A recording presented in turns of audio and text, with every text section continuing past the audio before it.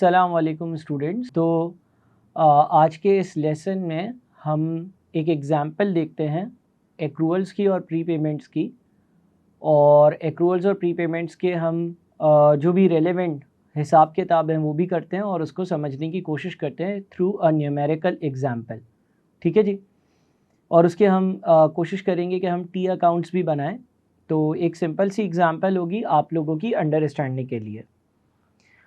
देखिए लेट से हम एज्यूम कर लेते हैं कि किसी एक पर्टिकुलर जगह का जो रेंट है वो है 10,000 रुपीज़ पर मंथ, यानी कि एक महीने का। तो अगर 10,000 रुपये एक महीने का रेंट है, यानी कि ये मंथली रेंट है, तो इस हिसाब से पूरे साल का यानी कि 12 महीने का जो हमारा रेंट का अमाउंट बनेगा वो बनेगा 1,20,000 रुपये।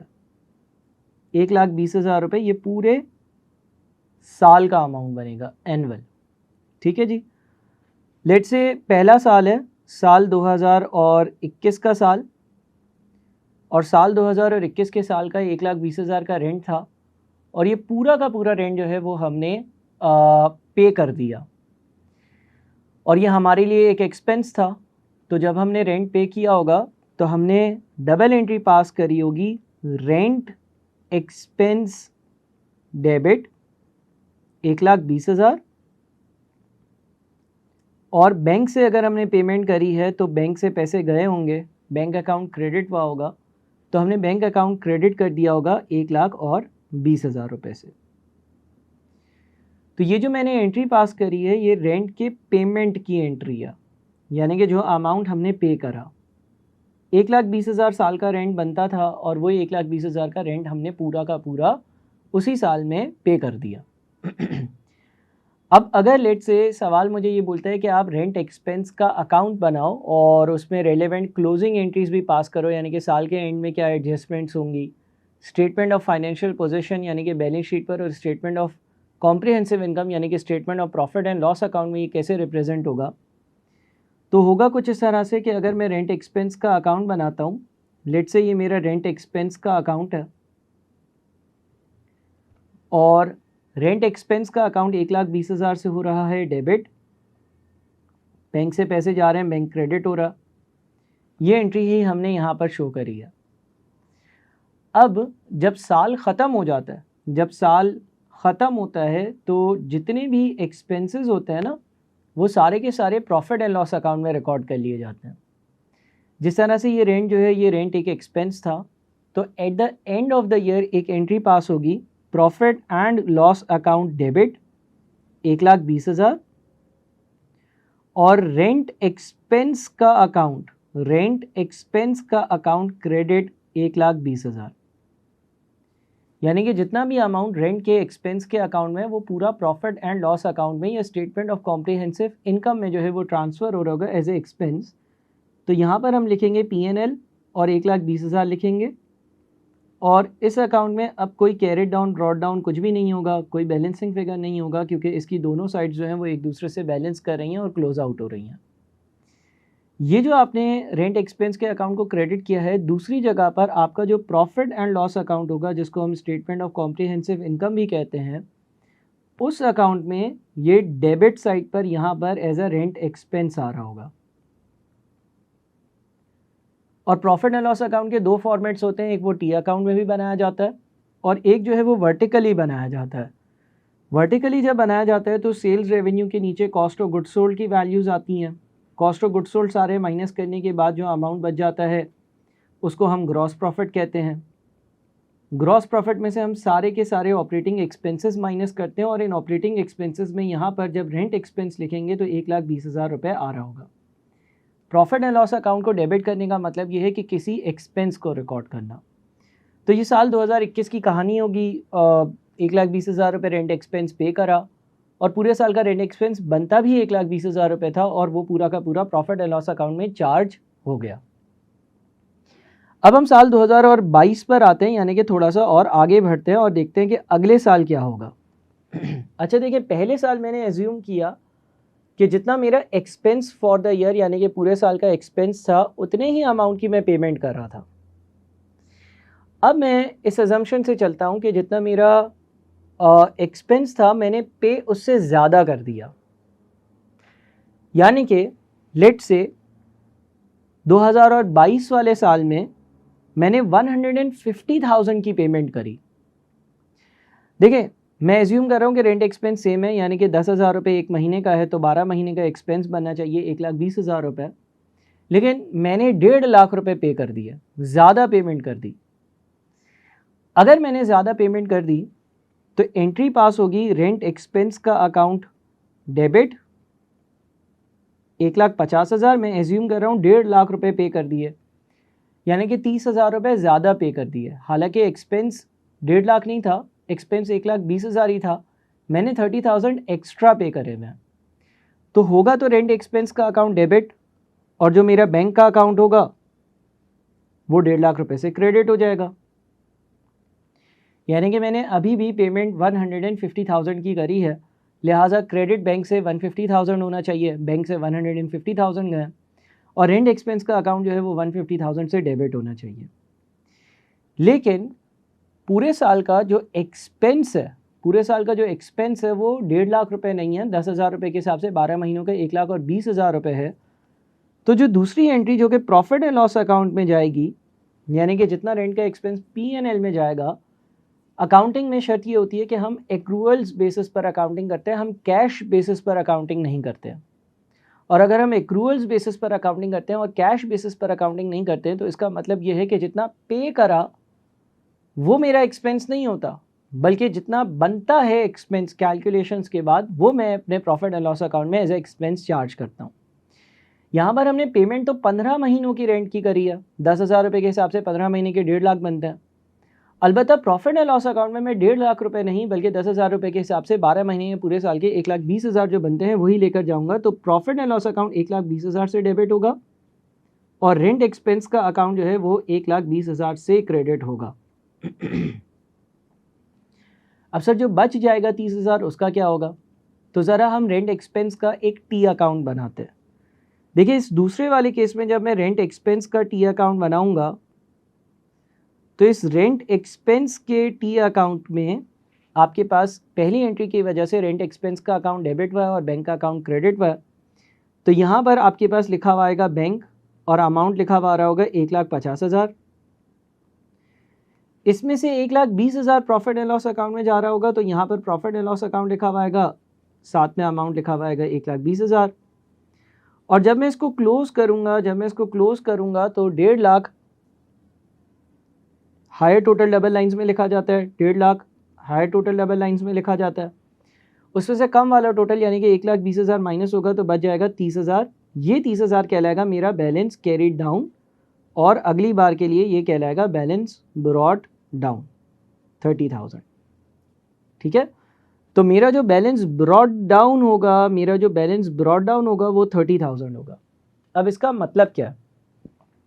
इसका मतलब ये कि मैंने 1,50,000 रुपये पे करे थे, उस 1,50,000 रुपये में से 1,20,000 इस साल का एक्सपेंस था और 30,000 एक्स्ट्रा पे कर दिए हैं। वो जो 30,000 मैंने एक्स्ट्रा पे कर दिए हैं उसकी वजह से आने वाले सालों में मुझे एक बेनिफिट होगा, और बेनिफिट ऐसा होगा कि मुझे अगले साल का जो किराया 1,20,000 बनेगा वो पूरा पे नहीं करना होगा, बल्कि उसमें से 30,000 रुपये मैं अभी से ऑलरेडी पे कर चुका हूँ। तो जो पैसे मैं अभी से ऑलरेडी पे कर चुका हूँ वो मुझे कम पे करने होंगे। और ब्रॉट डाउन का मतलब ये है, जो ब्रॉट डाउन आपके पास आ रहा है वो एक डेबिट साइड पर आ रहा है, और डेबिट साइड पर अगर ब्रॉट डाउन आ रहा है तो डेबिट साइड पर ब्रॉट डाउन आने का मतलब ये है कि ये मेरा एक एसेट है। एसेट का ब्रॉट डाउन जो होता है, बैलेंस ब्रॉट डाउन जो होता है वो हमेशा डेबिट साइड पर आता है। तो 1,50,000 में से 1,20,000 तो प्रॉफिट एंड लॉस अकाउंट में गए, 30,000 जो एक्स्ट्रा पे करे थे वो आपके बैलेंस ब्रॉट डाउन उसका 30,000 डेबिट साइड पर आ रहा है। ये आपके लिए प्री पेमेंट है, और प्री पेमेंट जो है ना, जो आपकी प्री पेमेंट होती है वो आपका एक एसेट होता है, क्योंकि ये आपको बाद में एक फ़ायदा देता है। फ़ायदा ऐसे देता है कि अगले साल मुझे रेंट कम पे करना होगा। अच्छा, अगर मैं प्रॉफिट एंड लॉस अकाउंट की बात करूंगा तो उसमें जहां पर एक्सपेंसेस आ रहे होंगे, प्रॉफिट एंड लॉस अकाउंट में जहां पर एक्सपेंसेस आ रहे होंगे वहां पर रेंट का जो एक्सपेंस होगा वो 1,20,000 आ रहा होगा, और जब स्टेटमेंट ऑफ फाइनेंशियल पोजीशन बनाया जाएगा और उसमें करंट एसेट्स लिखे जाएंगे तो उसमें प्री पेमेंट आ रही होगी और प्री पेमेंट की वैल्यू जो है ना वो 30,000 रुपये आ रही होगी। करंट एसेट्स में प्री पेमेंट की वैल्यू 30,000 आने का मतलब ये है, ये मेरा करंट एसेट इसलिए क्योंकि मुझे फ़ायदा देगा, और करंट इसलिए है, नॉन करंट इसलिए नहीं है क्योंकि शॉर्ट टर्म फ़ायदा देगा। बिल्कुल ही अगले साल मुझे इसका फ़ायदा मिलेगा कि मुझे रेंट का एक्सपेंस कम पे करना होगा। तो यहाँ पर मैंने वो वाला केस डिस्कस कर लिया कि जिसमें जो आपका रेंट एक्सपेंस बनता है आपने उससे ज़्यादा पैसे पे करे हो, जितना एक्सपेंस बनता है उससे आपने ज़्यादा पैसे करे तो वो आपके लिए प्रीपेड है। अच्छा, अब हम आ जाते हैं साल 2023 पर, यानी कि अगले साल पर। ठीक है जी, तो हम अगर अगले साल पर आते हैं यानी कि साल 2023 पर आते हैं, विच मीन्स के अगला साल, अगले साल लेट से एज्यूम कर लो कि जो आपने अमाउंट पे करा ना, आपने जो पेमेंट करी वो आपने 90,000 रुपये पे करा, तो रेंट एक्सपेंस डेबिट 90,000 और बैंक अकाउंट क्रेडिट 90,000। ऑल्दो आपका पूरे साल का एक्सपेंस जो था वो 1,20,000 ही था, आपने 90,000 इसलिए पे करा क्योंकि आपने ये कहा कि भाई मैं इससे पिछले साल 30,000 रुपये ज़्यादा पे कर चुका था, तो इस साल जो एक्सपेंस बनता है मैं उससे 30,000 रुपये कम पे करूँगा। दूसरी जो एंट्री होगी जो प्रॉफिट एंड लॉस अकाउंट में जाएगी वो 1,20,000 से ही पास होगी, प्रॉफिट एंड लॉस अकाउंट 1,20,000 से ही डेबिट होगा, और रेंट एक्सपेंस का जो अकाउंट होगा वो 1,20,000 रुपये से ही क्रेडिट हो रहा होगा। और अगर मैं 2023 का टी अकाउंट बनाऊंगा तो मैं यहाँ पर रेंट एक्सपेंस लिखता हूँ।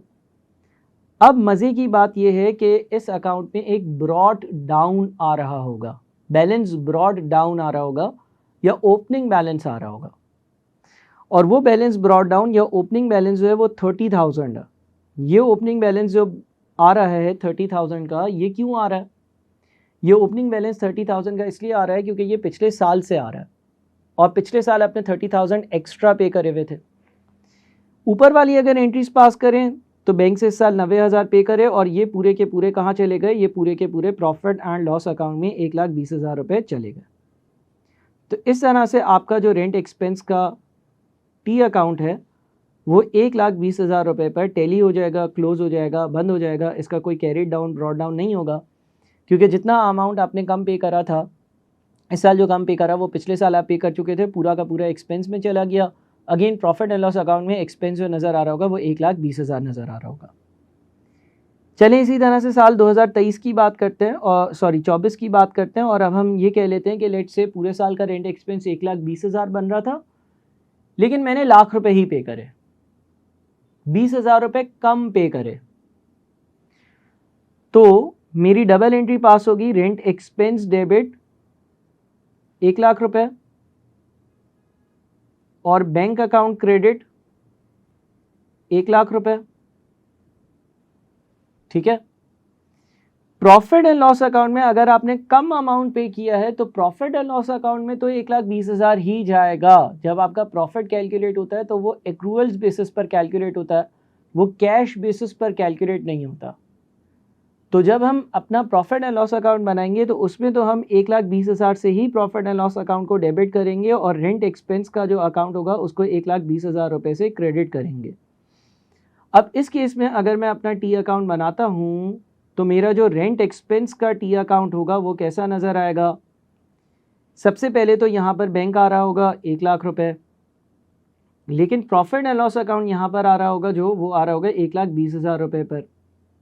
तो इस अकाउंट का अगर आप बैलेंस ऑफ इसको करेंगे, 1,20,000 किराया बनता था, आपने सिर्फ लाख रुपए पे किया है, तो 20,000 रुपये का डिफरेंस आ जाएगा, 20,000 रुपये का फ़र्क आ जाएगा। 20,000 रुपये आपका यहाँ पर जो फ़र्क आ रहा होगा, जो डिफरेंस आ रहा होगा, अब उसका कैरिड डाउन डेबिट साइड पर और ब्रॉड डाउन क्रेडिट साइड पर आ रहा है, और वो इस चीज़ को शो कर रहा है कि ये एक एक्रूअल है या एक्रूड अमाउंट है। एक्रूअल या एक्रूड अमाउंट का क्या मतलब है? एक्रूअल्स या एक्रूड अमाउंट का मतलब ये है कि 1,20,000 रुपये रेंट बनता था, आपने सिर्फ लाख रुपए पे करा है, 20,000 रुपये आपने आने वाले साल में पे करना होगा। तो ये आपकी एक लायबिलिटी होती है। अच्छा, अगर प्रॉफिट एंड लॉस अकाउंट इस 2024 के साल का बनाया जाता तो 2024 के प्रॉफिट एंड लॉस अकाउंट में जहाँ पर एक्सपेंसेस आ रहे होते वहाँ पर एक रेंट का एक्सपेंस आ रहा होता और रेंट का एक्सपेंस 1,20,000 आ रहा होता। और जब 2024 का स्टेटमेंट ऑफ फाइनेंशियल पोजीशन बनाया जाता या बैलेंस शीट बनाई जाती तो उसमें करंट लायबिलिटीज़ में एक्रूड या एक्रूअल्स के नाम से 20,000 रुपये आ रहे होते, यानी कि ये अनपेड है, एक लायबिलिटी है, एक पेमेंट है जो मुझे करनी है और इसीलिए ये करंट लायबिलिटी में आ रहा होता। और फाइनली 2025 पर हम इस एग्जाम्पल को कंक्लूड करेंगे। 2025 में एज्यूम कर लो कि कंपनी ने 2025 का अपना रेंट 1,20,000 भी पे करा और पिछले साल का जो 20,000 रुपये का रेंट बाकी था वो भी पे करा, तो डबल एंट्री पास हो जाएगी। रेंट एक्सपेंस डेबिट 1,40,000 रुपये और बैंक अकाउंट क्रेडिट 1,40,000 रुपये। 1,40,000 रुपये में से 20,000 रुपये पिछले साल के और बाकी 1,20,000 रुपये इस साल के पे हो रहे हैं। Profit and loss account debit हो जाता है 1,20,000 रुपये से और बैंक अकाउंट जो है रेंट एक्सपेंस का जो अकाउंट है वो क्रेडिट हो जाएगा 1,20,000 से।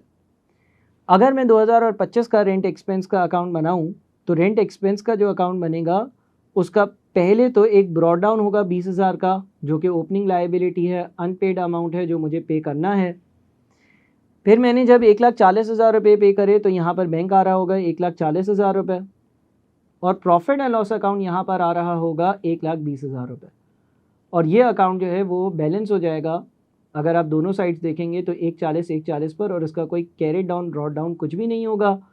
और अगर कैरी डाउन ड्रॉ डाउन कुछ भी नहीं होगा तो स्टेटमेंट ऑफ फाइनेंशियल पोजीशन या बैलेंस शीट में कोई अमाउंट नहीं आएगा, अलबत्ता प्रॉफिट एंड लॉस अकाउंट में 1,20,000 ही शो हो रहे होंगे। तो ये अगर एग्जाम्पल आप देखते हैं 2021, 22, 23, 24 और 25 के टी अकाउंट्स बनाते हैं तो आपको ये पता चल जाएगा कि हमारे पास अगर कोई एक्रूअल्स होता है तो उसका ब्रॉड डाउन क्रेडिट साइड पर आ रहा होता है और वही लायबिलिटी को रिप्रेजेंट कर रहा होता है कि ये बाकी पैसे हैं जो पे करने हैं। और जैसे कि हमने देखा पहले कि अगर कोई आपके पास प्री पेमेंट होगी, यानी कि आप एक्स्ट्रा पे कर रहे होगे इनिशियली शुरू में ही, तो उसका जो ब्रॉड डाउन होगा वो डेबिट साइड पर आ रहा होगा, जो इस चीज़ को डिनोट कर रहा होगा कि आपने एक्स्ट्रा पेमेंट करी हुई है जो अगले साल एडजस्ट होगी। उम्मीद है कि इससे एक्रूअल्स और प्री पेमेंट्स के आपके कॉन्सेप्ट्स बनने में आसानी हुई होगी। काइंडली इस एग्जाम्पल को अच्छे से गो थ्रू करिएगा और फिर आगे बढ़िएगा। Thank you.